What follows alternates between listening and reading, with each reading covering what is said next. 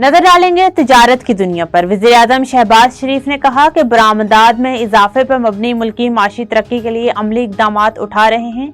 कारोबारी शख्सियात और सरमायाकार काबिल एहतराम हैं।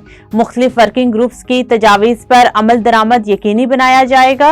वज़ीर-ए-आज़म मोहम्मद शहबाज शरीफ की ज़ेर सदारत निजी शोबे के माहिरीन और कारोबारी शख्सियात पर मबनी टैक्स शोबे की इस्लाहात के लिए कायम वर्किंग ग्रुप के इजलास से इस्लामाबाद में मुनक्किद हुआ। इजलास से खिताब करते हुए वज़ीर-ए-आज़म शहबाज शरीफ ने कहा कि हुकूमत टैक्स देने वाले कारोबारी हजरात और कंपनियों को कदर की निगाह से देखती है। कारोबार और मजबूत मैशियत ही से टैक्स आमदन में इजाफा होगा। वफाकी वज़ीर रेलवे मोहम्मद हनीफ इबासी ने कहा है कि ताजिरों के मसाइल के मुतालिक आवाज असम्बली में उठाएंगे। जुड़वा शहरों के रावलपिंडी चैम्बर में खिताब करते हुए हनीफ इबासी का कहना था कि आइंदा साल हम 60 से 65 अरब रुपए फ्रेट में कमाएंगे। 500 किलोमीटर नया ट्रैक नोकुंडी से मिलने जा रहा है। उन्होंने कहा कि लाहौर रावलपिंडी ट्रैक भी जल्द तामीर होगा। पंजाब हुकूमत 2.5 घंटे में लाहौर से रावलपिंडी के लिए ट्रेन चलाएगी। रावलपिंडी इस्लामाबाद में ताजिरों की जदोजहद की कोशिशें नजरअंदाज नहीं की जा सकती।